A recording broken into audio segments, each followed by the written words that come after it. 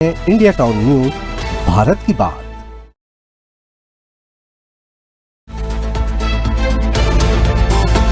आप देख रहे हैं इंडिया टाउन न्यूज, भारत की बात।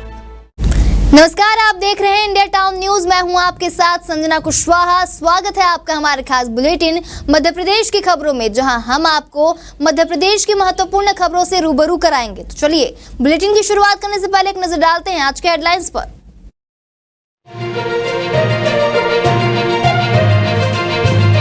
प्रेस पर सिंधिया का वार, नेशनल हेराल्ड पर दी प्रतिक्रिया, गलत किया है तो होगी कार्रवाई।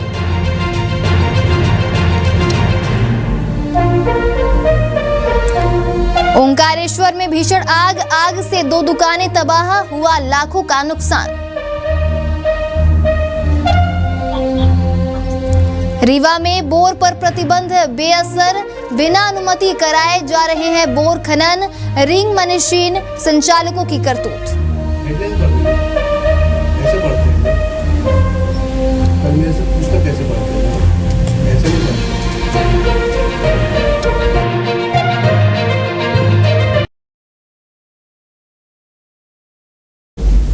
चले बढ़ते हैं खबरों की ओर।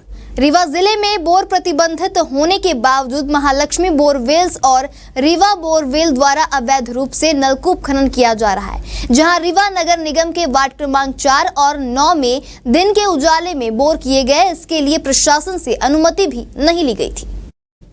गर्मी के दिनों में भूजल संरक्षण के लिए पूरे जिले में बोर को प्रतिबंधित किया गया है। इसके बावजूद भी रीवा शहर के वार्ड क्रमांक 4 अंतर्गत नई बस्ती और वार्ड क्रमांक 9 अंतर्गत कैलाशपुरी मोहल्ले में रीवा बोरवेल एवं महालक्ष्मी बोरवेल द्वारा नलकूपों का अवैध खनन किया जा रहा है। बताया जा रहा है कि बोर के लिए भूखंड स्वामी द्वारा प्रशासन से अनुमति नहीं ली गई थी। इस मामले को लेकर कलेक्टर प्रतिभा पाल ने कार्रवाई करने की बात कही है।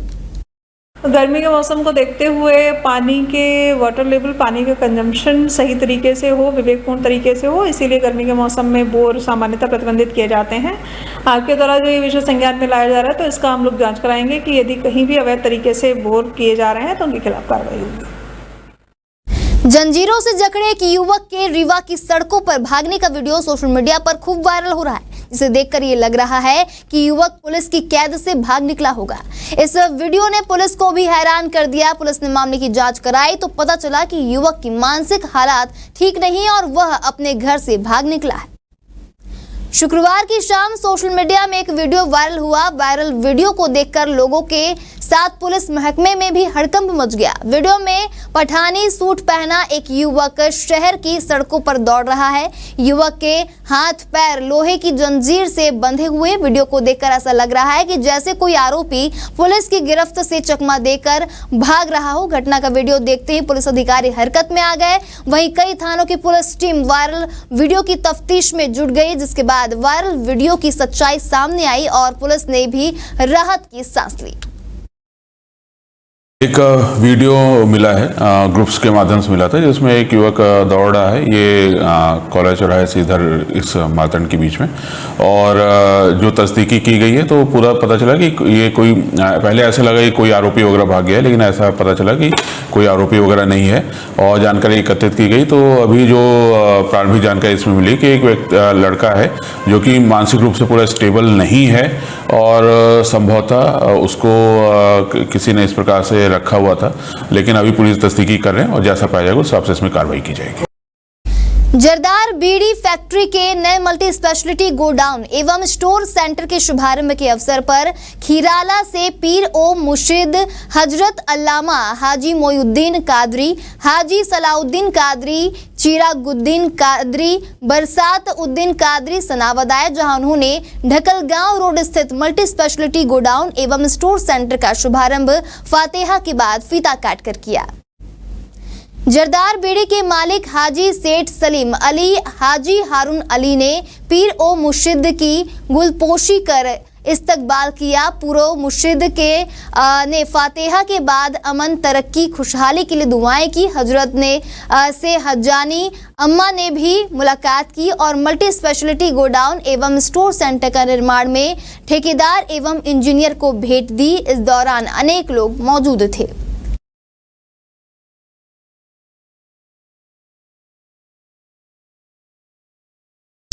कहते हैं इश्क एक आग का दरिया है और उसमें डूबकर जाना है। इश्क में आगाज तो बेहतर होता है लेकिन अंजाम क्या होगा इसकी किसी को खबर नहीं रहती है। ऐसा ही एक सनसनीखेज मामला रीवा शहर के बिछिया थाना क्षेत्र अंतर्गत कुठलिया मोहल्ले से सामने आया है, जहां प्रेम विवाह करने वाली एक युवती का शव संदिग्ध हालत में मिला है।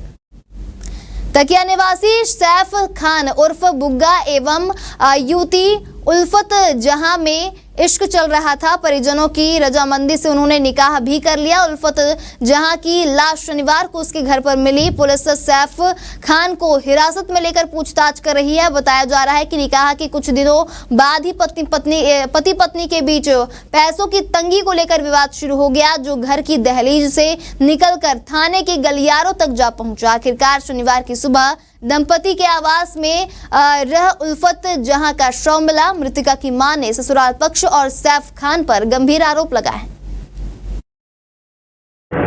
वहाँ इसको मार डाला, लड़की को हमारे आपकी लड़की है जी। कल सारा दिन हम फोन लगाए तो फोन नहीं उठाई क्योंकि फोन उसके पास था। ये कल से मारा है लगता है इसको। सैफ खान, पूरा नाम क्या है इसका? क्या नाम है? सैफ बुग उर्फा। हाँ, बुग्गा रहने वाले हैं? यहीं तक ये के पास का। यहाँ पे किराए से रहते हैं? किराए से रहते हैं। इनके पूरा माँ बाप का हाथ है। पूरा जब मन पड़ा माँ बाप कहाँ चला जाता रहा, जब मन पड़ा इसमें घुस आता रहा, मारपीट करता रहा। 10 रिपोर्ट पड़ी है यहाँ। जानकारी कब हुई? अभी इनके ससुर, इनके लड़की के हमारे ससुर हमको हमारे घर बुलाने गए कि आपकी लड़की वही लड़की को मार डाली। ये लोग सब लोग मिलकर, इनका सबका हाथ है। पहले भी कभी मारपीट करते थे? अब 50 बार 1.5 साल के बीच में मारपीट हुई है, लेकिन हो गया। हम अपने घर नहीं बुला सकते क्योंकि लव मैरिज थी, इनके पापा नहीं बुलाते थे तो इन लोग अपने यहाँ रहे थे। शादी लव मैरिज थी? हाँ, ये दोनों सब मिलके दहेज कुछ नहीं तो इन लोग परेशान करते थे। आज दिन मोबाइल ले देते रहे, अपने उसको दामाद को भी ले देते रहे, लड़की को भी सब मोबाइल हम ले दिए, पूरा सब कर देते थे। आज सुबह थाने में सूचना प्राप्त हुई थी कि यहाँ पर बगल के कमरे से कुछ स्मेल आ रही है, तो सूचना पर से तत्काल थाना प्रभारी बिछिया और उनकी टीम ने आकर देखा तो यहाँ पर एक महिला की बॉडी है और जिसकी हत्या कार्य किया जाना अभी समझ में आ रहा है प्रथम दृष्टया, और इसमें हमारी टीम मौके पर है और जांच की जा रही है अभी वर्तमान में।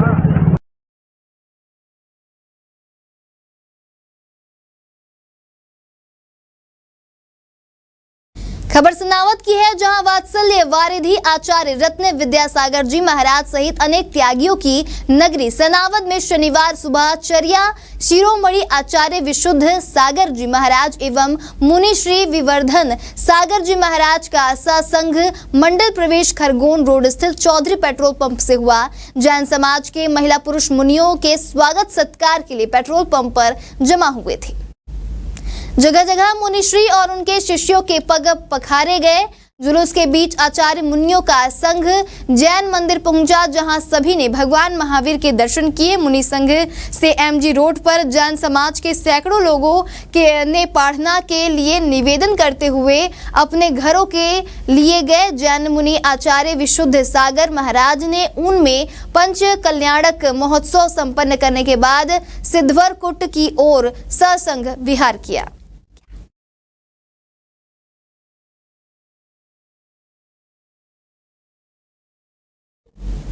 गुना की खबर है, जहां बंगाल में हिंदुओं पर हो रहे लगातार हमलों हिंसा के विरोध में शनिवार को विश्व हिंदू परिषद एवं बजरंग दल ने गुना के कलेक्टर कार्यालय पर प्रदर्शन किया, जहां प्रदर्शन के बाद कार्यकर्ताओं ने जिला प्रशासन को राष्ट्रपति के ज्ञापन सौंपते हुए बंगाल में राष्ट्रपति शासन लगाने की मांग की है। ज्ञापन में कहा गया है कि वक्फ कानून के विरोध की आड़ में पश्चिम बंगाल को हिंसा की आग में झोंका जा रहा है और हिंदुओं को निशाना बनाया जा रहा है। ज्ञापन में आरोप लगाया गया है कि मुस्लिम कट्टरपंथी भीड़ द्वारा 11 अप्रैल को मुर्शिदाबाद में हिंदू समुदाय पर योजनाबद्ध हमला किया गया। इस हमले में 200 से अधिक घर और दुकानें लूटकर जला दी गई, सैकड़ों हिंदुओं को घायल किया गया, 3 लोगों की हत्या कर दी गई और कई महिलाओं के साथ अत्याचार हुआ। इसके चलते लगभग 500 हिंदू परिवारों को पलायन करना पड़ा। आज जो ज्ञापन दिया है वो पूरे देश के अंदर विश्व हिंदू परिषद ने ज्ञापन दिया है। जो बंगाल के मुर्शिदाबाद में हिंदुओं के 200 घरों को जलाया, 200 दुकानों को जलाया और हिंदुओं को वहाँ से पलायन करने के लिए मजबूर कर दिया। इसलिए महामहिम राष्ट्रपति महोदय से को ज्ञापन दे करके एक याद करवाया है कि वहाँ पर राष्ट्रपति शासन लागू होना चाहिए और वहाँ के हिंदुओं की रक्षा होना चाहिए, वहाँ के हिंदुओं की सुरक्षा के लिए पूरे देश के अंदर ज्ञापन दिया है।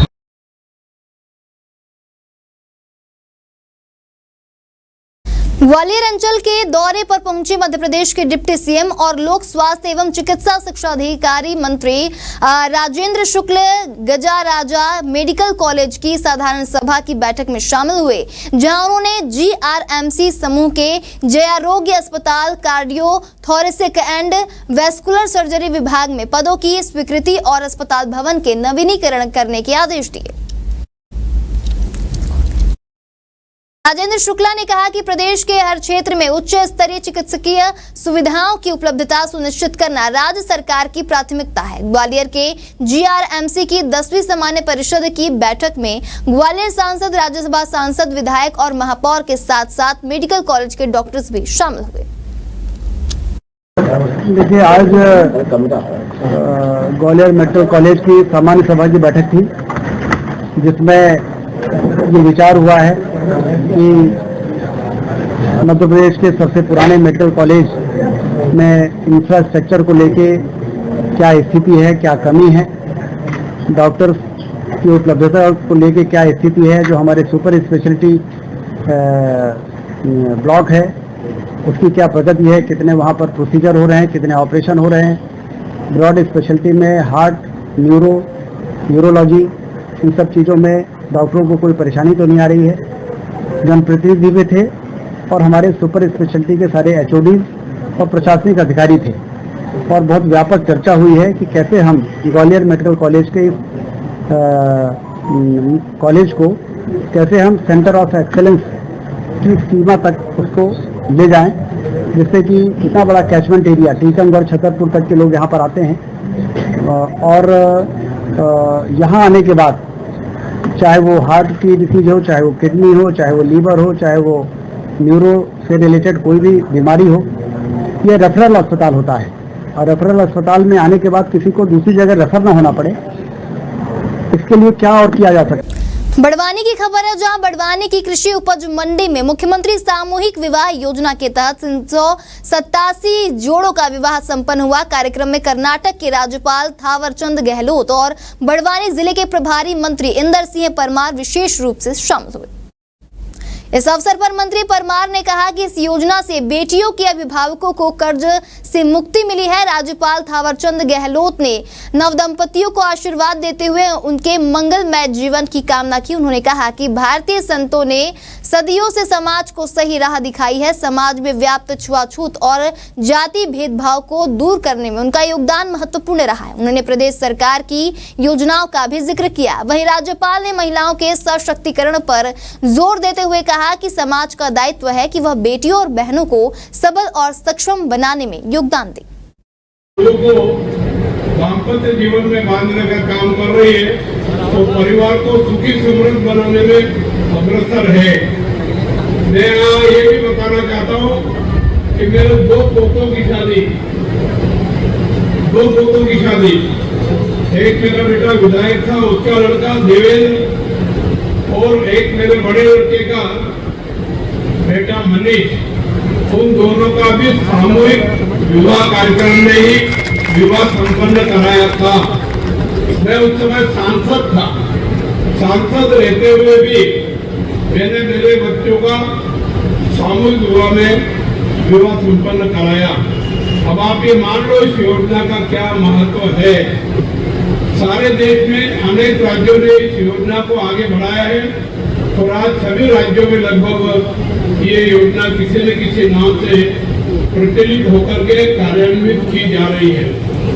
इस योजना के कारण लाखों परिवारों को आर्थिक दृष्टि से लाभ मिला है और उनकी जमीन जायदाद गिरवे रखने से, बेचने से बचने का एक अच्छा उपाय मध्य प्रदेश की सरकार ने किया है। ग्वालियर अंचल के दौरे पर पहुंचे मध्य प्रदेश के डिप्टी सीएम और लोक स्वास्थ्य एवं चिकित्सा शिक्षा मंत्री राजेंद्र शुक्ल गजराजा मेडिकल कॉलेज की साधारण सभा की बैठक में शामिल हुए, जहां उन्होंने जीआरएमसी समूह के जयारोग्य अस्पताल, cardio thoracic and vascular surgery विभाग में पदों की स्वीकृति और अस्पताल भवन के नवीनीकरण करने के आदेश दिए हैं। राजेंद्र शुक्ला ने कहा कि प्रदेश के हर क्षेत्र में उच्च स्तरीय चिकित्सकीय सुविधाओं की उपलब्धता सुनिश्चित करना राज्य सरकार की प्राथमिकता है। ग्वालियर के जीआरएमसी की 10वीं सामान्य परिषद की बैठक में ग्वालियर सांसद, राज्यसभा सांसद, विधायक और महापौर के साथ साथ मेडिकल कॉलेज के डॉक्टर्स भी शामिल हुए। ग्वालियर क्षेत्र के अन्य स्वास्थ्य संस्थानों के अधोसंरचना विकास, मैन पावर, उपकरण उपलब्धता की भी समीक्षा की गई। इस दौरान राजेंद्र शुक्ल ने 1000 बिस्तर अस्पताल के लोड को कम करने के लिए जिला चिकित्सालय, सिविल चिकित्सालय और ग्रामीण क्षेत्र के अस्पतालों के विस्तार की बात कही है। देखिए, आज ग्वालियर मेडिकल कॉलेज की सामान्य सभा की बैठक थी, जिसमें ये विचार हुआ है कि मध्य प्रदेश के सबसे पुराने मेडिकल कॉलेज में इंफ्रास्ट्रक्चर को लेके क्या स्थिति है, क्या कमी है, डॉक्टर्स की उपलब्धता को लेके क्या स्थिति है, जो हमारे सुपर स्पेशलिटी ब्लॉक है उसकी क्या प्रगति है, कितने वहाँ पर प्रोसीजर हो रहे हैं, कितने ऑपरेशन हो रहे हैं, ब्रॉड स्पेशलिटी में हार्ट, न्यूरोलॉजी, इन सब चीज़ों में डॉक्टरों को कोई परेशानी तो नहीं आ रही है। जनप्रतिनिधि भी थे और हमारे सुपर स्पेशलिटी के सारे एचओडीज और प्रशासनिक अधिकारी थे और बहुत व्यापक चर्चा हुई है कि कैसे हम ग्वालियर मेडिकल कॉलेज के कॉलेज को कैसे हम सेंटर ऑफ एक्सेलेंस की सीमा तक उसको ले जाएं, जिससे कि इतना बड़ा कैचमेंट एरिया टीकमगढ़, छतरपुर तक के लोग यहाँ पर आते हैं और यहाँ आने के बाद चाहे वो हार्ट की डिसीज हो, चाहे वो किडनी हो, चाहे वो लीवर हो, चाहे वो न्यूरो से रिलेटेड कोई भी बीमारी हो, ये रेफरल अस्पताल होता है और रेफरल अस्पताल में आने के बाद किसी को दूसरी जगह रेफर ना होना पड़े, इसके लिए क्या और किया जा सकता है, इस पर समग्र रूप से जो चर्चा हुई है। हमारे खास बुलेटिन मध्य प्रदेश की खबरों में फिलहाल इतना ही। तमाम खबरों के लिए बने रहिए इंडिया टाउन न्यूज के साथ। नमस्कार। आप देख रहे हैं इंडिया टाउन न्यूज, भारत की बात।